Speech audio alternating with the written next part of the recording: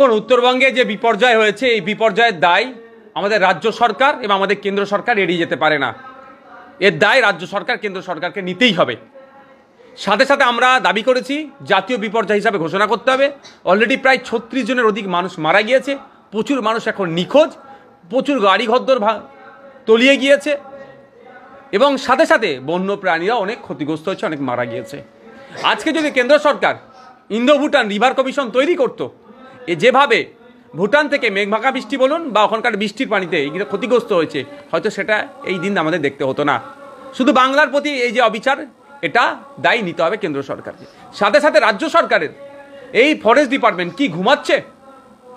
Home and hills ডিপার্টমেন্টের minister রাজ্যের নিজে মুখ্যমন্ত্রী আজকে হিলি এরিয়াতে কি হচ্ছে জানেন না? উনি জানেন না নাকি ওনার কাছে খবর পৌঁছায়নি? হোমস্টের নামে যেভাবে যেখানে সেখানে পাহাড় কেটে বাড়িঘর তৈরি করা হচ্ছে, ভারসাম্য নষ্ট হচ্ছে, জঙ্গল সাফ করে দিয়ে রিসর্টের নামে আমাদের জায়গার নামে যেটা হচ্ছে ভারসাম্য নষ্ট হচ্ছে। আজকে এই ফল আমরা দেখতে পাচ্ছি। আমরা দেখলাম একটা ভিডিওতে, ফেসবুকে দেখছিলাম, আমরা সোশ্যাল মিডিয়ায় দেখছিলাম যে বন্যা এই বৃষ্টি যখন স্রোতে বয়ে যাচ্ছে, এই স্রোতে প্রচুর কাঠ ভেসে যাচ্ছে। কোথা থেকে আসলো এগুলো? আকাশ থেকে টপকে আসলো না, মাটি নিচে থেকে ফুটে আসলো। এইগুলো অবৈধভাবে এই বৃক্ষগুলোকে ছেদন কারা করেছে?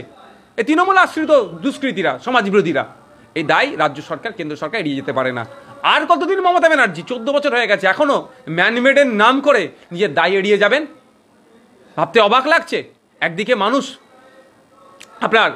একদিকে প্রাণে মরছে, আর এদিকে নৃত্য পরিবেশনে ব্যস্ত হয়ে আছেন, গিটার বাজাতে ব্যস্ত হয়ে আছেন। এর জবাব কিন্তু মানুষ দেবে।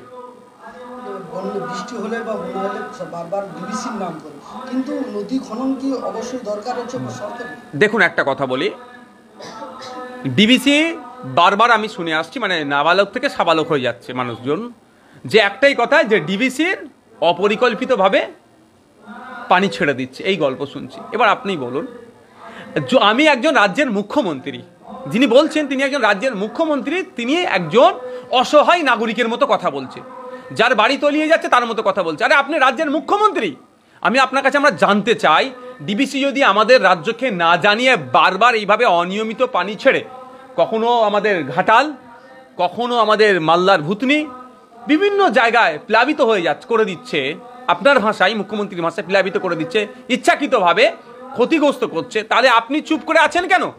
আপনি চোর ডাকাতদের, চাকরি চোরেদের বাঁচানোর জন্য তাবর উকিল সুপ্রিম কোর্ট পর্যন্ত লাগাচ্ছেন যে ইডি সিবিআই না তদন্ত করে। আপনি কোনো এক কলকাতার অফিসারকে সিবিআই না তদন্ত করে তার জন্য ধর্নায় বসে যাচ্ছেন, মামলাও হয়ে যাচ্ছে আমরা দেখছি। আপনি কেন্দ্রীয় এজেন্সির হাত থেকে আপনার দলের নেতাদেরকে বাঁচানোর জন্য, সরকারের ব্যর্থতাকে ঢাকার জন্য বিরোধিতা করছেন তাবর উকিল লাগিয়ে। তাহলে ডিবিসি যদি আমাদের রাজ্যের মানুষকে ক্ষতি করে, ডিবিসি অনিয়মিত পানি ছেড়ে আমাদের চাষবাস সে জমিকে ধ্বংস করে দেয়, পুকুরের মাছকে প্লাবিত করে বার করে দেয়, আমাদের মানুষকে ক্ষতি করে, আপনি কি করছেন? মুখ্যমন্ত্রী চুপচাপ বসে আছেন আর অসহায়ের মতো বাইট দিচ্ছেন। আমরা বিরোধী, আমরা বাইট দেবো, আমরা সমালোচনা করব। আপনার কাজ হচ্ছে বাইট কম দিয়া আইনি লড়াই করা। আপনি দেখছি আমরা যে নেপালে কিছু হলে আপনি রাত্রে ঘুমোতে পারেন না, আর আমাদের ঘাটালে, আমাদের মালদার ভুতনিতে, আমাদের আলিপুরদুয়ার, আর আমাদের কুচবিহার, আমাদের মিরিক, আমাদের কলকাতা থেকে শুরু করে রাজ্যের বিভিন্ন জায়গায় যখন ক্ষতিগ্রস্ত হচ্ছে, একে অন্যের নামে শুধু দোষ চাপিয়ে দিয়ে আপনি এড়িয়ে যাওয়ার চেষ্টা করছেন। বাংলার মানুষ বুঝতে পারছে 14 বছরে আপনি বাংলাকে কোন জায়গায় নিয়ে দাঁড় করেছেন, রসতলে পাঠিয়েছেন। তাই এই রসতলের থেকে বাংলার মানুষও পরিত্রাণ চাইছে। গতকাল যেভাবে এনডিএর উপর আক্রমণ হয়েছে, আমার উপর আক্রমণ হয়েছে, এইগুলো কি রাজনৈতিকভাবে একটা কি সামঞ্জস্য রাখা উচিত?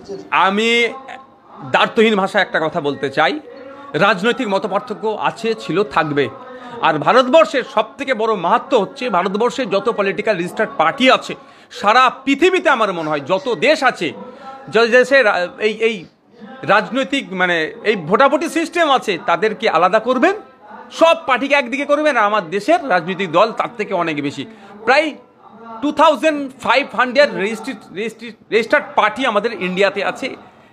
তাহলে আমাদের দেশে এটা মাহাত্ম, রাজনীতির মতপার্থক্য থাকতে পারে, কিন্তু আমরা দেখেছি বিরোধী হওয়ার জন্য, আমি আমার কথা বলছি, ভাঙড়ে আমার বিধানসভাতে আমার উপরে গাড়িতে আক্রমণ হয়েছিল, সে গাড়ির কাঁচ আমি এখনও সারাইনি। আমি বলেছি 2026-এর আগে সারাবো না, প্রাণঘাতী হামলা চালিয়েছিল। আমি বিরোধী হওয়ার জন্য। যে গতকালকে যে ঘটনা ঘটেছে, আমি একজন রাজনৈতিক সচেতন ব্যক্তি হিসাবে এই ঘটনাকে কোনোভাবেই কাঙ্ক্ষিত বলে মনে করছি না। এটা বাংলার রাজনৈতিক সংস্কৃতি না, এটা বাংলার সংস্কৃতি না, এটা বন্ধ হওয়া দরকার।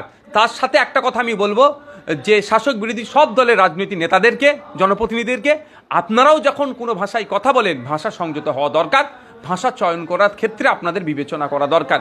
কারণ কালকে যে ঘটনা ঘটেছে, দেখুন অনেক মানুষ এটাকে সিরিয়াস না নিয়ে খিল্লি করছেন, মানে আক্রমণটা হয়েছে তার মানে হওয়ার পক্ষে কথা বলছেন। কারণ কি, বিজেপি যেভাবে সাম্প্রদায়িক কথাবার্তা বলেছে এতদিন ধরে, অশ্লীল কথাবার্তা বলেছে, অসাংবিধানিক অসংসদীয় কথা বলেছে, তাহলে এই আক্রমণটাকে সেখানে লঘু হয়ে যাচ্ছে। আমি আবারও বলছি, এই আক্রমণের আমি বিরোধিতা করছি এবং জনপ্রতিনিধিদের কাছে অনুরোধ করছি যে আপনারা যখন কোনো বিষয়ে মন্তব্য করবেন, ভাষাকে সংযত রাখবেন। ঘাটালে আবার প্লাবিত, ঘাটাল মাস্টার প্ল্যান তো দরকার, কিন্তু রাজ্য সরকার ঘুরাইলেই ঘাটাল মাস্টার করেছি বলছে। আমি ঘাটালের মানুষকে একটা কথা বলবো, ঘাটাল লোকসভার মানুষকে, যে আপনারা ইন্ডিয়া লোকসভার মানুষকে বলবো, আপনাদের একটু সংযত হতে হবে। আপনার সংযত হতে হবে। ভোটের সময় ললিপপ দেখাবে, আপনারা বিশ্বাস করে নেবেন ডিসেম্বর 2024-এর মধ্যে ঘাটাল মাস্টার প্ল্যান হবে গল্প। কারণ কোথায়, ডিসেম্বর 2025 আসতে চলেছে, কোথায় ঘাটাল মাস্টার প্ল্যান? তো এগুলো আমি আপনাদের বলি, ওটা সচেতন হতে হবে। ভোটের সময় ললিপপ দেখাবে, আপনারা সেটা বিশ্বাস করে নেবেন। এরা রাজনৈতিক কারবারিদের পারলে আপনারা পড়বেন না। আপনি আপনার জনপ্রতিনিধি তৈরি করুন। আপনি যদি আপনার মাস্টার প্ল্যান পেতে চান, কেন্দ্র সরকার রাজ্য সরকারের বিরুদ্ধে আপনারা ভোট করুন। আমি এটা আপনাদের বলবো, দুটো সরকারের বিরুদ্ধে আপনারা ভোট করুন, দেখবেন সরকার তখন নড়ে চড়ে বসবে। আমি ভাঙড়ের বিধায়ক হিসাবে বলি যে বিগত 14 বছরের এই সরকারের বিগত 13 বছরের যা উন্নয়ন ভাঙড়ে হয়নি, ঠেলাই পড়ে তারা 1 বছরে অনেক বেশি উন্নয়ন করছে। কারণ কি, ভাঙড়ের মানুষ কেন্দ্র সরকার রাজ্য সরকারের বাইরে গিয়ে ভোটটা করেছে। তাই এই ঘাটালের মানুষ পরিত্রাণ তখনই পাবে, কেন্দ্রের যে সরকার আছে তার বাইরেই বিরুদ্ধে ভোট করবে, এবং রাজ্যের যে সরকার আছে তার বিরুদ্ধে ভোট করুক। দেখবেন এরা তখন চাপে পড়ে, ভোট যখন এদের হাতছাড়া হয়ে যাচ্ছে, মাস্টার প্ল্যান দিতেই হবে।